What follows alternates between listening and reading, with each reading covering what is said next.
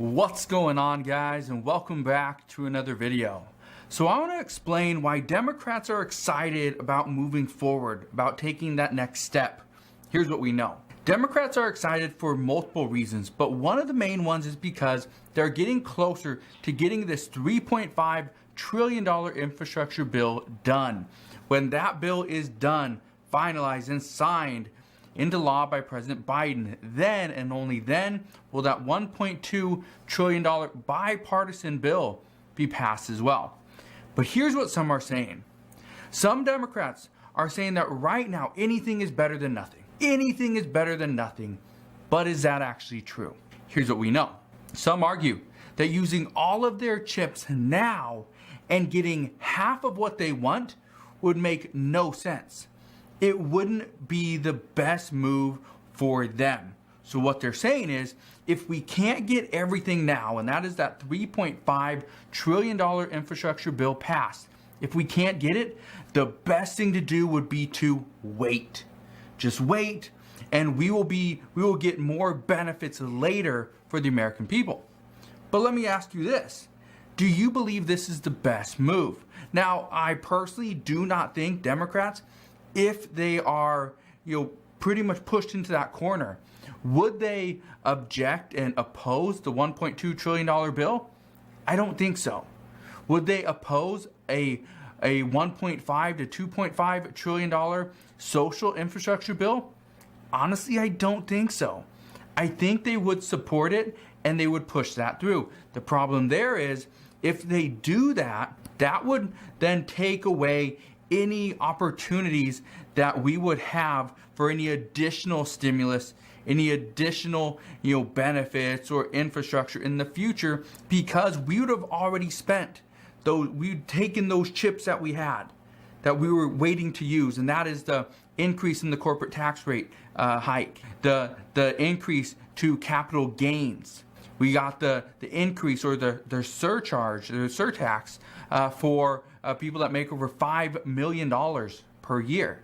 So we have all those things already intertwined in this $3.5 trillion infrastructure bill. And so what some are saying is, if we don't get everything we want, let's just wait. Let's do this strategic pause, like Senator Joe Manchin stated. So some are now saying, well, that might be a good idea, but it depends on whether we get the bill passed as is, or if it gets pretty much whittled down to nothing. But we will see what happens there. Currently, what we know is that the $3.5 and the $1.2 trillion bipartisan bill, they're in limbo. They are greatly in limbo, and here's why. Democrats don't need a single vote. They don't need a single Republican vote in order to pass these two bills. They're going to do it with, well, actually, let me just rephrase that. They don't need a single Republican vote to pass the $3.5 trillion infrastructure bill. But they need the 10 Republicans to vote on that $1.2 trillion bipartisan bill. Here's what we know. Right now, Democrats, moderates in the House and the Senate, are not going to vote on the $3.5 trillion bill until we have almost a guarantee that the $1.2 trillion bill will pass. And progressives in the House are saying, well, we're not going to vote for your $1.2 trillion bill till our $3.5 trillion bill is passed as is. And we have our 5 progressive priorities. Here's what I can tell you. The House of Representatives can lose no more than 3 Democratic votes or the bill will die. In the Senate, Democrats cannot lose 1 single vote or the bill will die. So this is becoming a very tricky situation, trying to find the middle ground. This is one of the reasons why, according to many experts and according to lawmakers, we will not have a vote on either one of these bills before September 20th. We will not have a vote on either one of these bills before September 27th. And in most cases, we will not have a vote on any one of these bills before October 1st.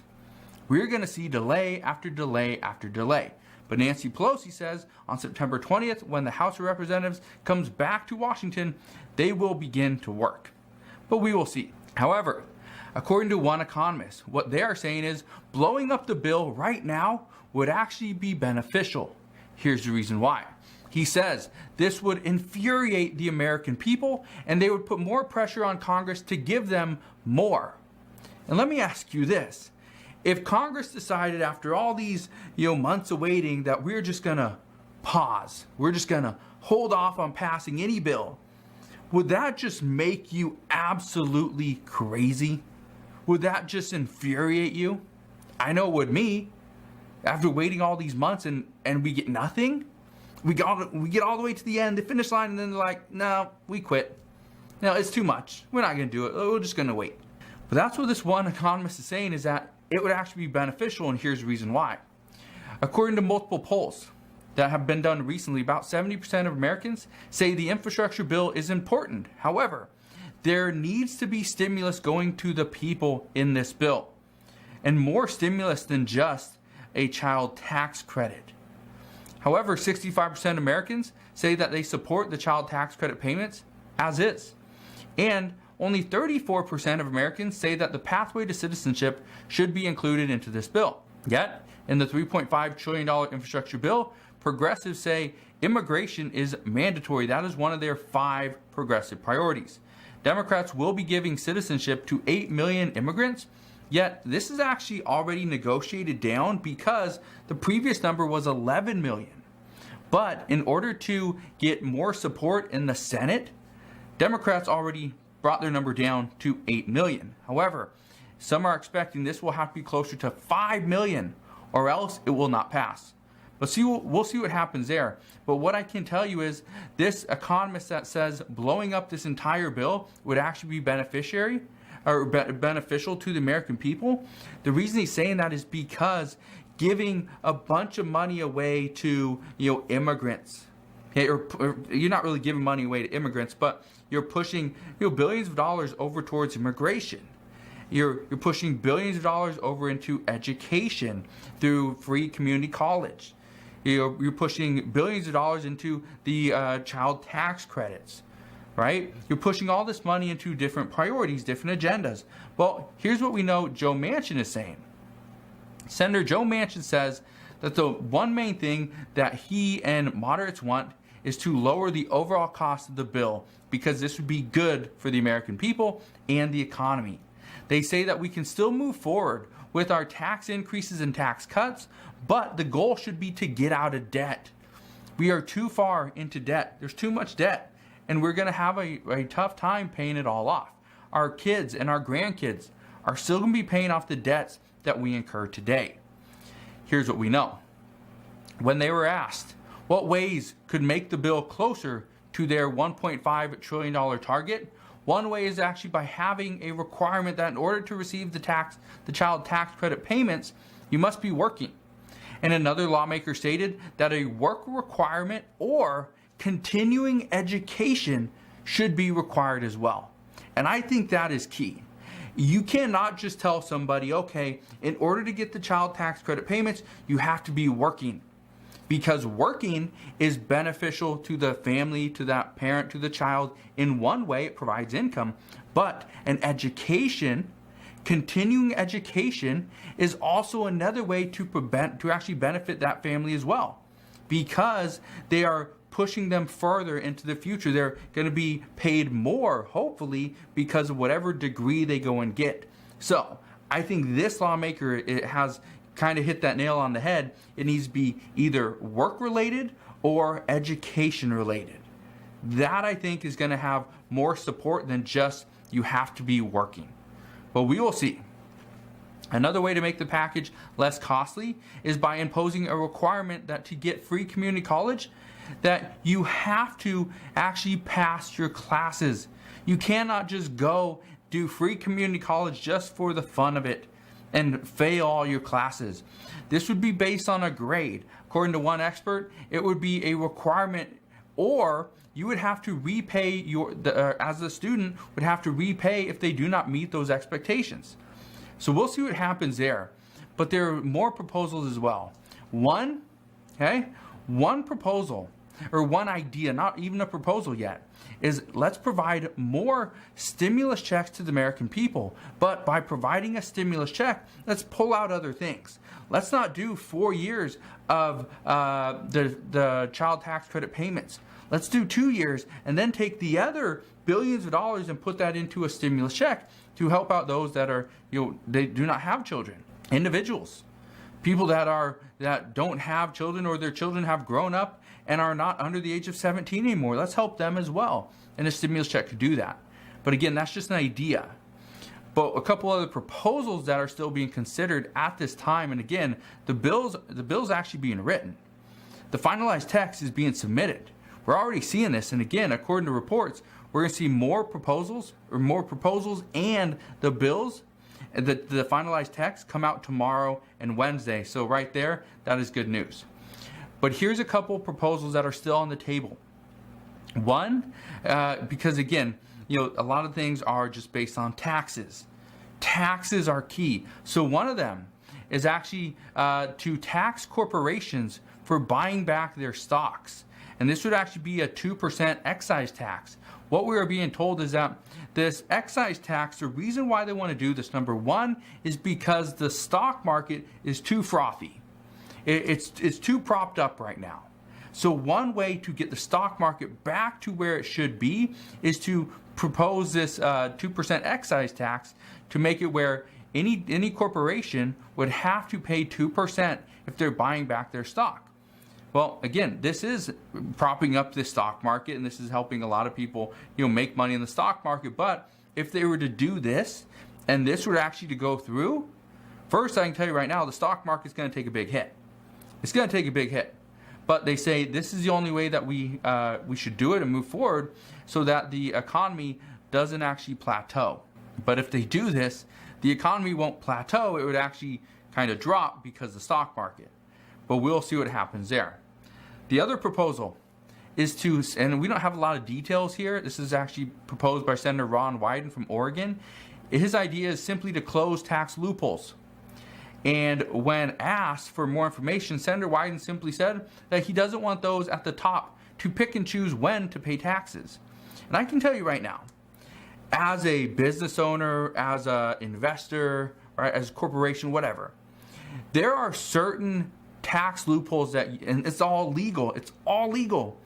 And it's the lawmakers that are fighting these loopholes are the ones that actually put them into place. So it makes absolutely no sense why lawmakers would put these loopholes in there, or they have so many loopholes in the tax code, yet now they're trying to fight them to get them pulled out. But I can tell you right now, a smart accountant, a savvy business person will find every single one of these loopholes. And as they do, more people will know about it, and that's what businesses and large corporations and wealthy individuals are going to do. They're going to figure out a way to actually retain their money. When you get to a certain level of wealth, it's not just about making more money, it's about retaining what you have. That's the key to financial success and wealth long into the future. However, what I can tell you right now is that President Biden is still planning to do away with the Trump tax cuts. And I want to bring this up for one main reason. President Biden has stated anybody making less than $400,000 will not pay any additional, not even a penny more in taxes. But here's what you need to understand. By doing away with the Trump tax cuts, okay, this is mainly going to affect working class families. What I can tell you is that in previous reports, and this is from months ago, almost a year ago, what we know right now is the average working class family saved over $5,000 in taxes because of the Trump tax cuts. Well, if you do away with those Trump tax cuts, that means that the average working class family does not retain the additional $5,000 plus that they would have under the previous tax cuts. So essentially, you're not being charged more in taxes, but you're not getting more money back, which means you're actually losing out, which essentially means, yes, you are being charged more, even though you make less than $400,000 per year. Not great news. But what I can tell you is this is something that President Biden is still planning on doing. We don't know when, we do not know how, we don't know if this will be in the $3.5 trillion infrastructure bill. But what I can tell you is he is going to continue to look into this and most likely push it through at some point. Here's something else that we just found out today. As of today, the IRS says they still have about 8.5 million unprocessed tax returns. This is actually down from about 30 million tax returns just a few months ago. they say the average return takes about 4 months. Takes about 4 months in order to get processed, which normally in a normal year, right, we expect to get our tax refunds in about 3 to 4 weeks. And if you do an e-file, it's even sooner than that. So this is a huge delay. But the IRS says they're in desperate need of additional staff. They've already hired an additional 3,500 people on. However, that's not even close to what they need. So, if you're looking for a job, I don't know, maybe go see if the IRS will hire you. But yes, they definitely do need help. We don't know when they're going to get the additional relief that they need. What I can tell you, though, is if the IRS does get the additional $80 billion from the $3.5 trillion infrastructure bill, they're going to plan on raising about $200 billion. And by doing that, they're going to go after tax cheats. What I can tell you is, based on all what experts are telling us, all reports, is the tax cheats aren't really tax cheats. These are just little things that the average person misses in a normal year, whether it's investment income, just different things like that.